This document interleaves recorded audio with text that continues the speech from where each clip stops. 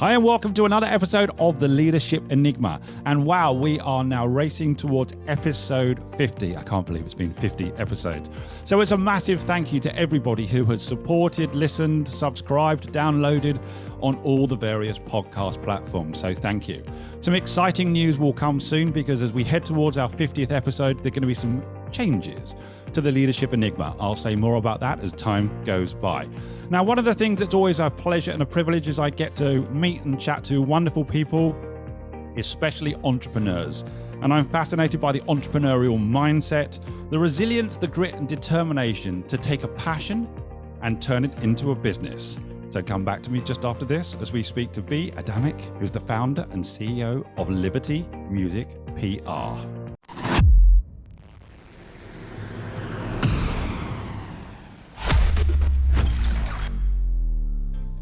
You're listening to The Leadership Enigma, powered by Transform Performance International, a podcast for the insatiably curious to explore the power of human-centered leadership to create real momentum for positive and sustainable change. Whether you're an entrepreneur, business owner, or corporate executive, each week we speak to global experts, academics, rising stars, ambitious upstarts, and disruptors as we discover that success leaves clues. Now, here's your host, Adam Pacifico. Hey B, and welcome to the Leadership Enigma. Now I can reveal that we were both slightly dancing now to that music, but I'm also very self-conscious because you are in the music industry, so you're probably in some ways thinking about that music piece. Anyway, how are you? Quite good, Bob. Well done. I'm good, thank you. That was a really good jingle. I like that. Did you like that? Very professional. That's one of the things that's perhaps set to change as we move forward and through episode 50 and beyond. But thank you so much for agreeing to be part of the Leadership Enigma. And Pleasure. I really wanted to focus on your story. Nearly everybody I chat to, there is a very personal story behind who they are, what they've become, and what they're still, striving to achieve, even through a global pandemic. So obviously you've broken into the music industry, but I know that's been a passion for you. But let's go back a little bit and just give everybody a little bit of a story or context about how we've got to this place. Sure. So I got into the music industry quite late, actually. It was probably in my sort of early 30s, late 20s. Right. I finally managed to sort of break into it. So I had quite a traditional academic journey. I went to uni, did a business degree, finished, got into various marketing exec roles, working across the charity sector and the financial services sector.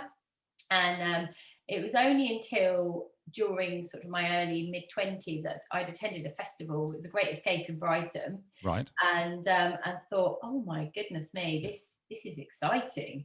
Seeing all the bands, seeing all the behind the scenes managers running around and their teams. And I just had this sort of, it was almost like a realization, a wake-up call that actually I want to be part of that industry. And there I was sort of in my mid-20s with absolutely no connections to that industry whatsoever, and decided I was going to make it my mission to do something, to just get my foot in the door. See, I love that. You see, it's never too late, is it, to be inspired by something, captivated by someone. But what was it that in your mind was, well, actually in your mind just made you think, no, that's for me. I must do that. I want to do that. Was there something specific, or was it just you found yourself immersed in it and loved it? I think that I found myself immersed in it. So I'm not musical in any way. I didn't think I was particularly creative. I was definitely more of a had more of a strategist mindset. And I would, because I followed sort of business accounting, marketing background Right. path. So for me, it was just a feeling, I think, sort of being amongst that sort of network of people and just thinking, wow, it looks so exciting, certainly from the sidelines. So I basically thought, well, what can I do? How can I get into this industry? And it just started very gradually. So for me, I actually put myself forward to be a music journalist. So I looked at all of the key music publications that were out at that time, some of the ones that we know, Enemy, things like that, Billboard, and Vice magazine. And I actually just put myself forward as a voluntary music writer. Right. And that was the very, very first sort of step on the ladder for me. And how did you get that break then? Because as you say, you were trying to get into the music industry, which is notoriously difficult for anyone. Yes. How did you get that first break?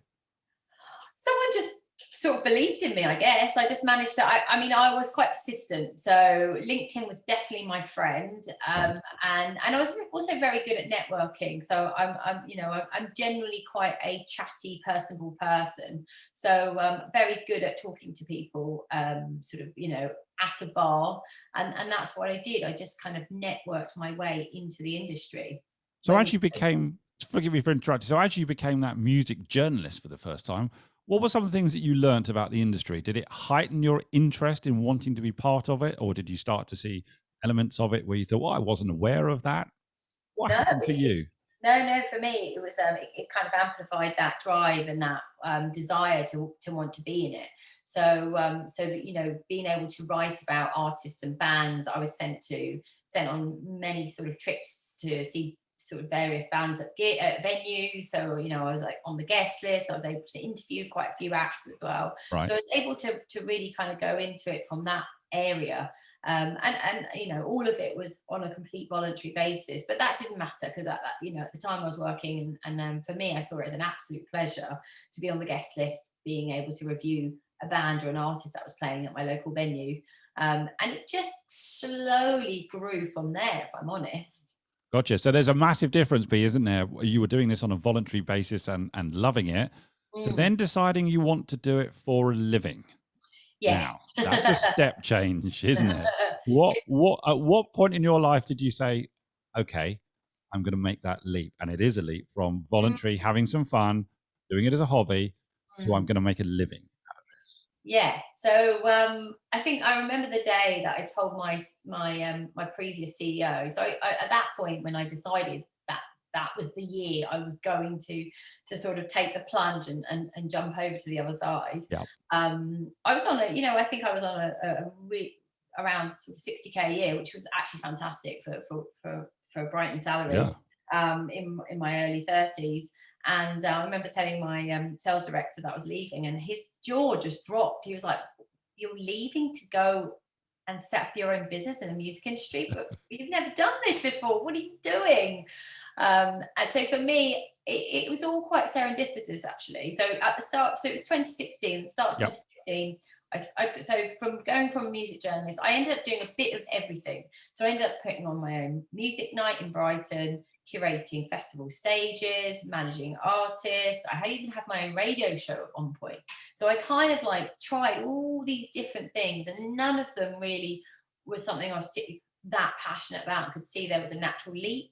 It was only when I started managing a band in 2016, we'd actually pay for quite a big PR campaign. We used quite a big agency. Results were pretty bad, and then I sort of jumped in to try and save the campaign, as it were. Right. Realised I'd had quite a big black book of music media contacts at that point, and actually turned the campaign around myself. And then another band actually got in touch and said, "Just saw that you did some really great PR for that band. Do you reckon you could work on our next single?" And that's where it literally just kind of launched. It was like a complete natural launch in early 2016. And suddenly I had 10 artists that I was managing, their PR campaigns that I was managing. And I just couldn't do everything. I couldn't do my full-time job and do these sort of in the evenings and the weekends and the first thing in the morning. And yeah, it was just a natural kind of pathway for me to do it. So 2016 was the birth of the business, but I want to go backwards to come forwards because I'm fascinated by something you've said.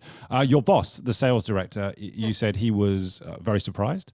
Was he kind of fearful for you, or was he in some ways jealous that you had the courage to say, "Do you know what? I'm going to follow my passion, and thank you, good night, God bless, and I'll see you another day"? Probably the latter, actually. I think. Right. Because we as much as it was an interesting kind of business that we're doing, it was quite dry as well. So the fact that I was sort of leaping into something quite exciting, I'm sure there was probably a bit of that, but I'm sure he also thought that, you know, it wasn't really going to go anywhere. And I think, yes, that I used some of that in my kind of my ammo kit to kind of power on forward. Okay. Yeah. So I'm hearing the clues really, because as people are listening to this, they might be thinking to themselves, they are a founder, they're a startup, they want to start a business. What are some of the clues to how to go about this? So one of them is courage. Let's be honest, because you're making the leap from a well-paid job into the unknown.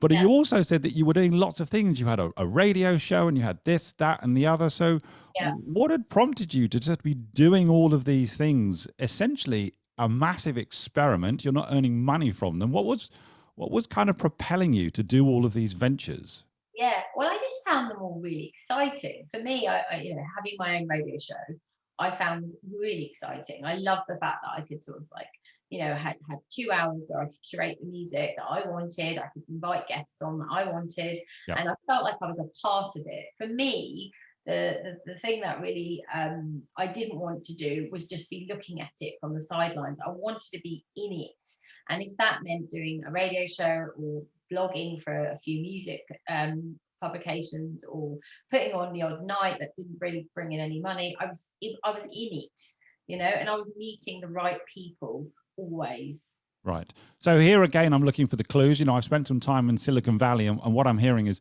very similar. Is that you just did it? It's almost that phrase, "Screw it, just do it."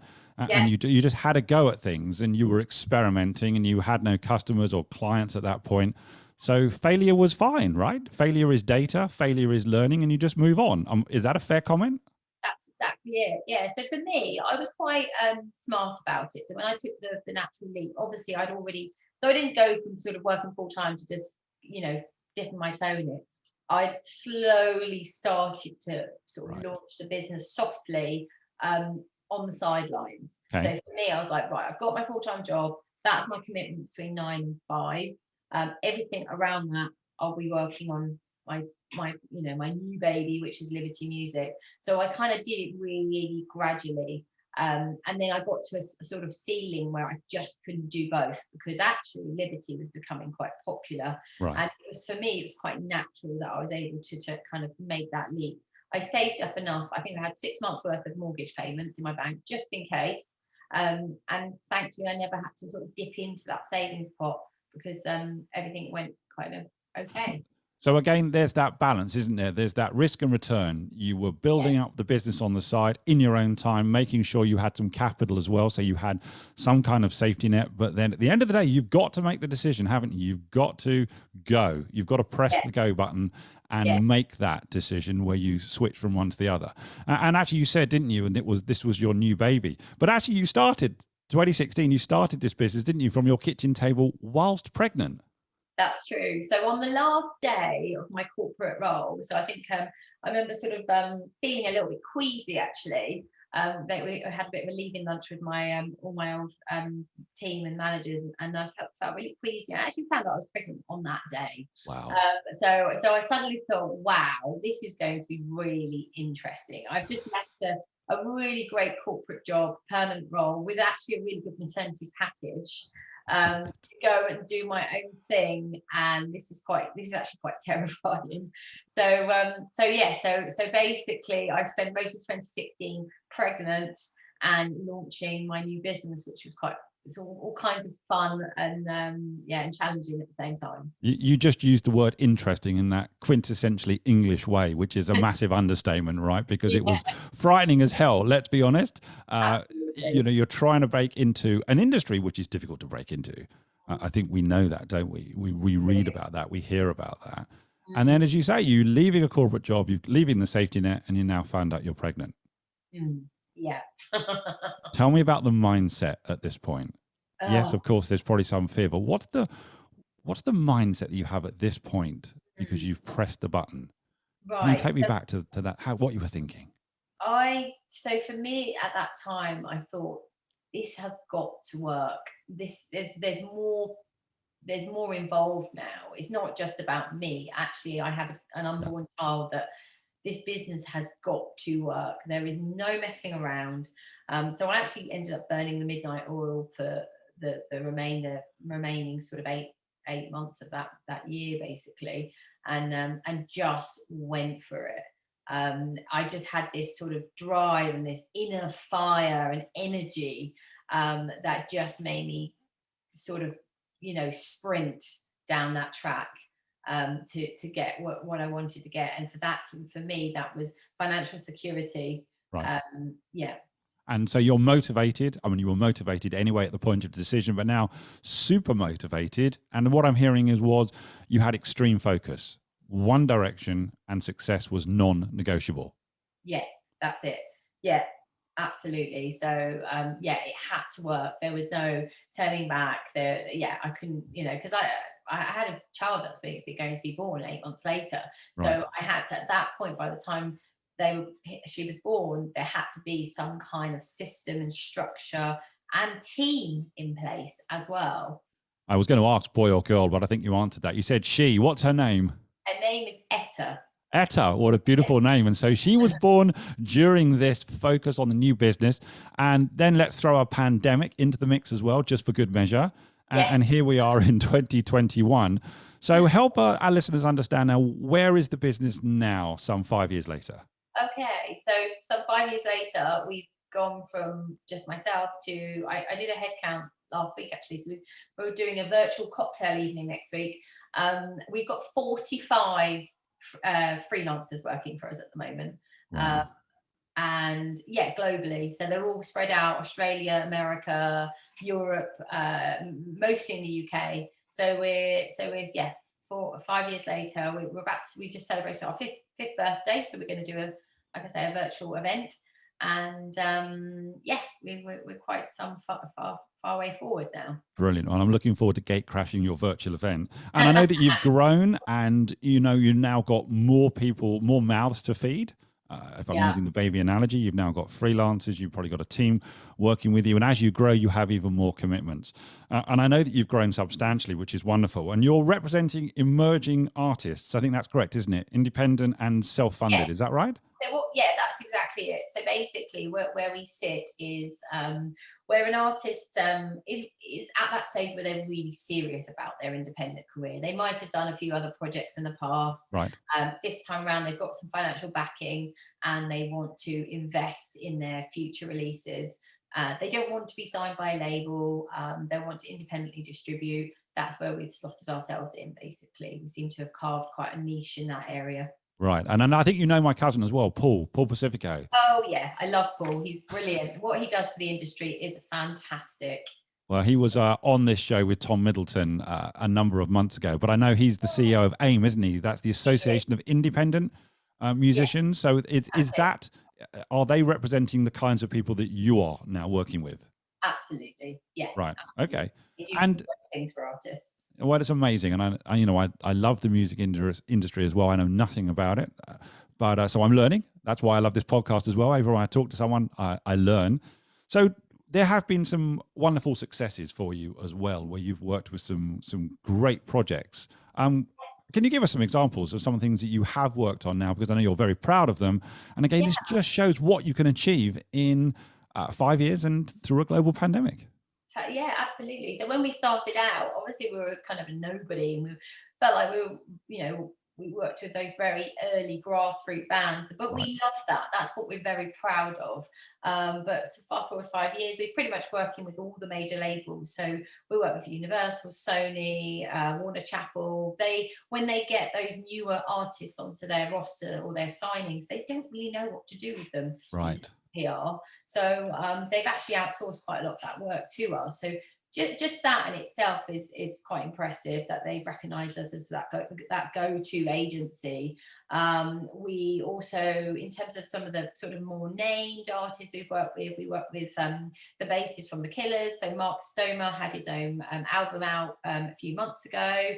So yeah, that was fantastic. We even had a track that was presented to us by Snoop Dogg, actually, only the other week. So that was quite interesting. We worked with Etta Bond. She's a leading urban artist, rap artist, and R&B artist in London. we one of our biggest successes actually was an Irish artist called Ro. Okay.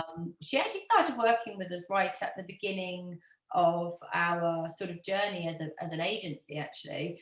And she went on to do a big stadium tour with Snow Patrol, which was fantastic. So we took her on when she was sort of relatively unknown. Now she's probably on New Music Friday, UK, Ireland, US, pretty much every other month with new releases.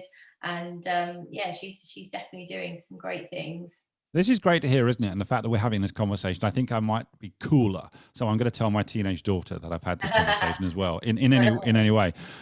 There's something else I want to pick up on, because it's kind of more evidence of how you are being successful in the moment. And you spoke that you're working with some of the big labels, and you are a small entity. So how does that work? And I think what I was hearing you saying was you understand your niche. You understand the new independent and emerging artist, and that's where you come in to assist the big labels. Is that right? Have I got that right? You understand that niche. Yeah, so it's it's not easy pitching independent artists out to the music press and Spotify playlists, and it takes a lot of determination. It'd be fantastic. We all know what it's like to work with a Rihanna or a Dua Lipa. I think at that point you're literally firefighting the press requests that are coming into you. Right. But when it's the other way round and you're pushing this artist onto the press, it takes quite a lot. It's a different kind of skill set. And we're really good at that. We've built some solid foundation network of relationships in the industry on the music press side. So when we send our journalists a new press release, they know it's going to be a good artist because they trust what we put to them, basically. Right. So yeah, we've really carved out.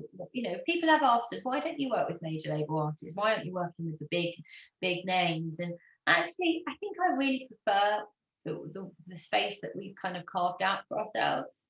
So you've built trust and you built credibility, and as you say, you're mining your niche. You understand that cadre of artist. So this is wonderful, from 2016 up to 2021. So where's this going, B? What's the aspiration? Where is Liberty Music PR headed? Interesting. We've had quite a few interesting conversations over the last few months. There's been talks of us potentially collaborating with some bigger organisations, Right. doing something, becoming a bigger entity in terms of some sort of partnership.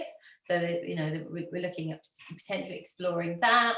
There is, we want to grow bigger.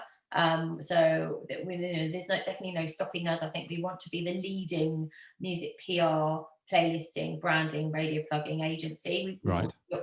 Launched a TikTok division as well, which is exciting. So more services. We want to offer the full 360 suite of services to an independent artist. Potentially moving into a more sort of app technology type offering. Okay. So we're looking at exploring that. There's loads of things that we're really excited about.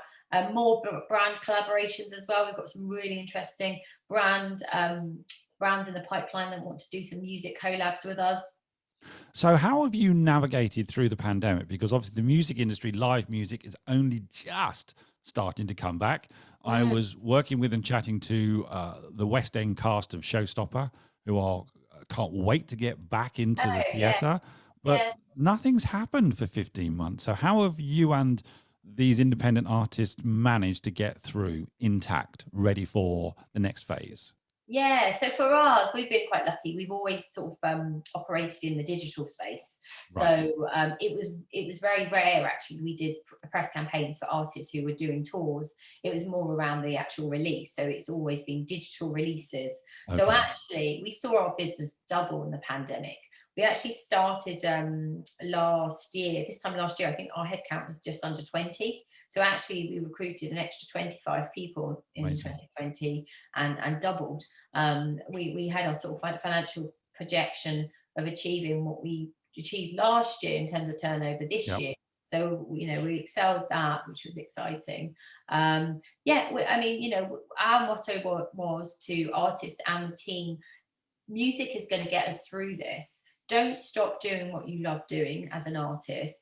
yeah, of course, there are sensitivities. People are going through bad times, but Yeah. actually, they'd much rather click on your music and read your music right now, because it's giving people hope and entertainment, and and all of those nice feelings that come with new music.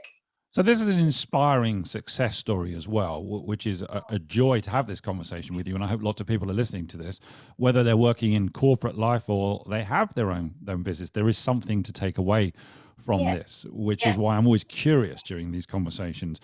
But you're the driver.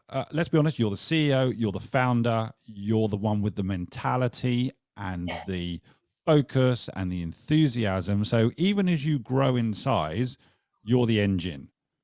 Now, you've also got to look after yourself. And I know you and I talked about miracle morning. So this is quite personal to you. So tell us a little bit about how you stay mm, well, stay energized, and stay focused on the job. yeah, of course. So I've always likened myself as to a Ferrari. A Ferrari Okay. needs to be well oiled. It needs pit stops. You need to make sure that the engine's clean and all of that kind of stuff. And so to be able to perform at a high level, you have to prime yourself. Long gone are the days of just rolling out of bed and sort of slumping down to breakfast and starting the day like that. I mean, I can't do that anyway because I've got a child.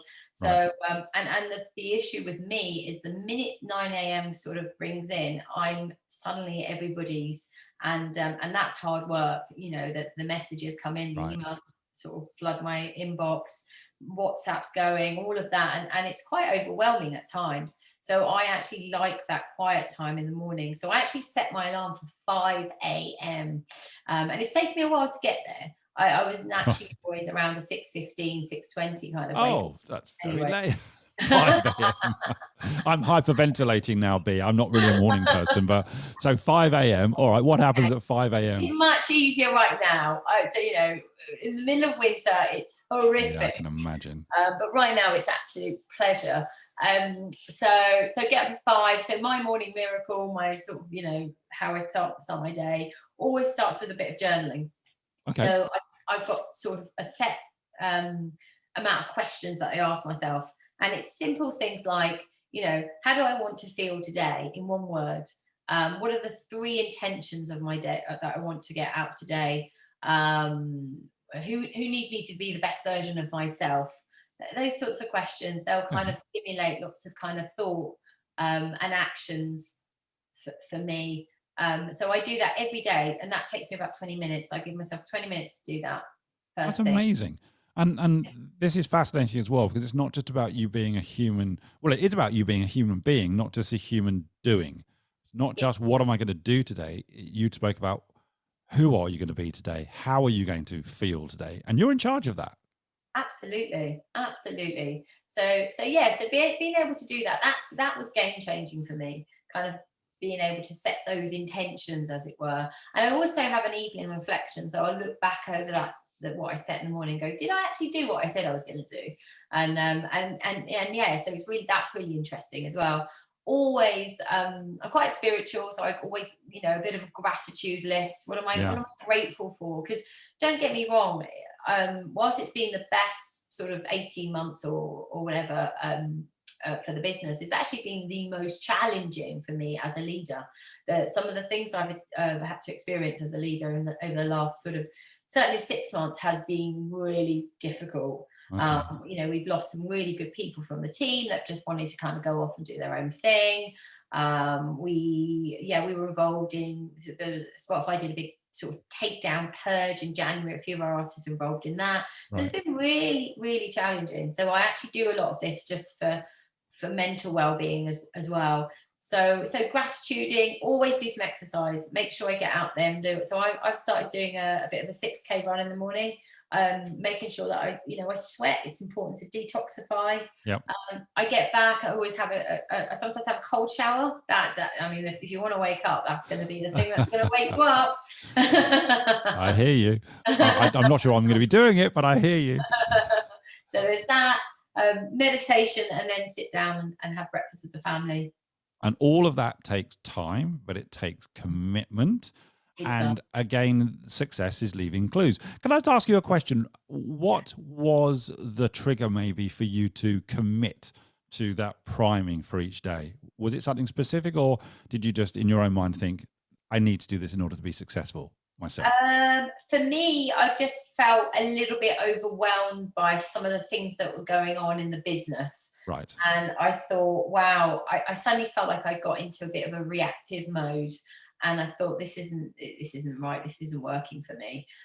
So I decided, I made the decision that I needed to be as proactive and as ready for everybody as I ever could be, and this is the way I saw that would work for me. And I've read loads of books on all of this, and it always came back to the same thing. This is the best way.